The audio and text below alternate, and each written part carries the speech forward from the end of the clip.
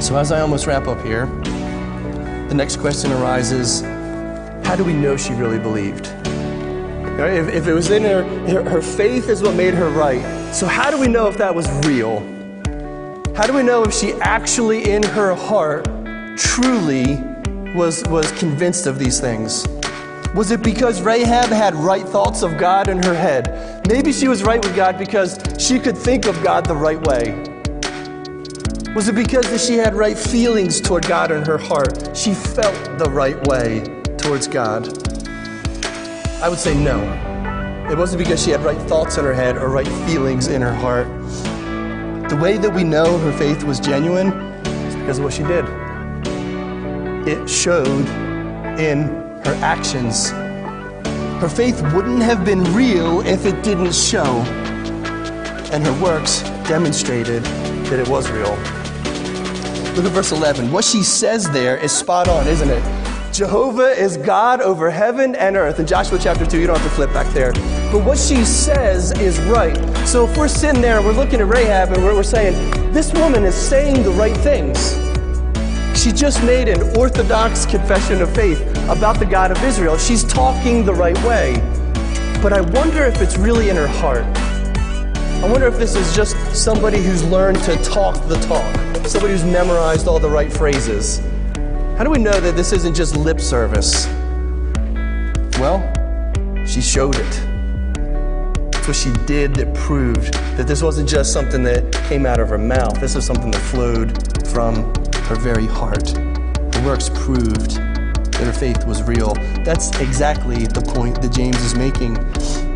Rahab's life is an example of how real faith saves and saving faith shows. That's what he's teaching us here.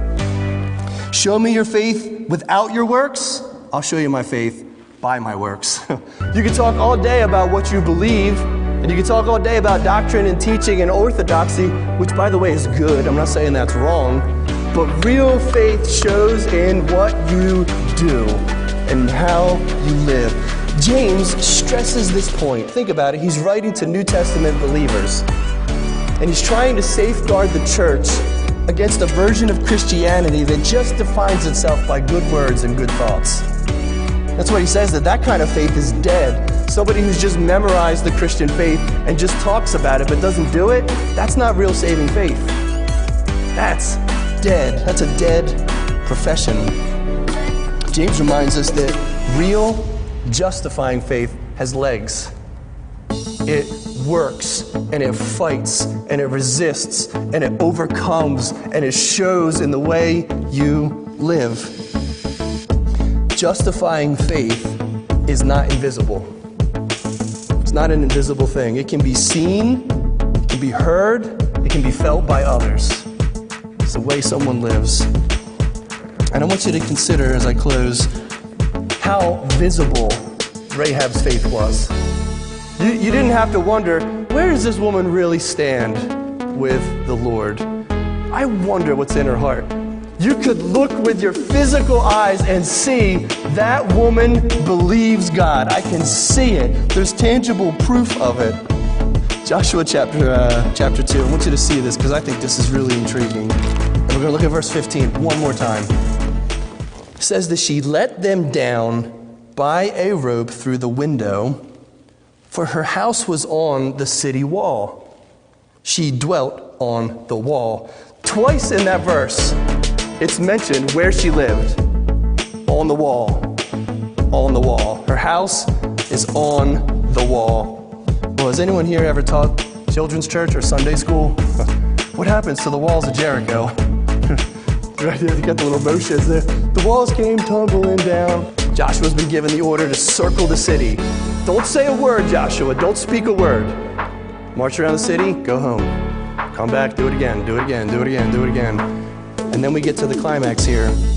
Chapter 6, verse 15. It came to pass on the seventh day that they rose early, about the dawning of the day, and marched around the city 7 times in the same manner. On that day only they marched around the city 7 times. And the 7th time it happened when the priests blew the trumpets that Joshua said to the people, "Shout, for the Lord has given you the city. Now the city shall be doomed by the Lord to destruction. it and all who are in it. Look at this. Only Rahab the harlot shall live, she and all who are with her in the house, because she hid the messengers that we sent. Jump down to verse 20. So the people shouted when the priest blew the trumpets, and it happened when the people heard the sound of the trumpet, the people shouted with a great shout, that the wall fell down flat. Then the people went up into the city, every man straight before him, and they took the city. Now, I wish I could see, I don't know exactly how Jericho was laid out. As a kid, I always pictured a big circle city, and they're just marching around it. We don't know exactly how it was laid out. There's some archaeological finds where they think they found parts of the wall of Jericho, and I think that's interesting, but I can't take it as infallible gospel truth. But we do know they marched around the city and that the wall collapses. Put these two things together. Her house is on the wall and the wall collapses. This is so beautiful. That means that there is at least one section that did not fall.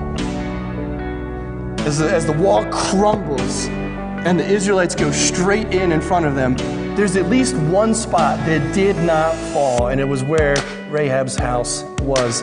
And I want you to have that scene in your mind as we leave church tonight, because you can say, how do we know if this woman believes? Just point to that one piece of the wall that didn't fall. It's what she did saved her family. You can see it right there. Joshua could say to these guys, look, you want to know what justifying faith looks like? You want to know the result of someone who really believes God? There it is right there. God struck down the whole wall, and one spot right there did not fall with the rest of it. She was saved, wasn't she? Physically. And man, praise the Lord, she was saved eternally.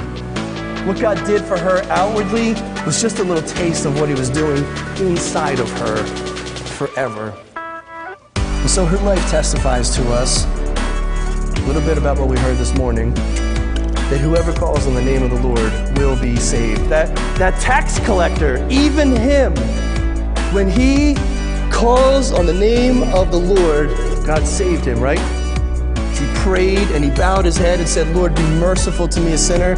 That man went home justified. The pagan prostitute Rahab, she called on the name of the Lord and he justified her. He declared her right in his sight and he saved her. Her life shows us that when you believe God, it will show.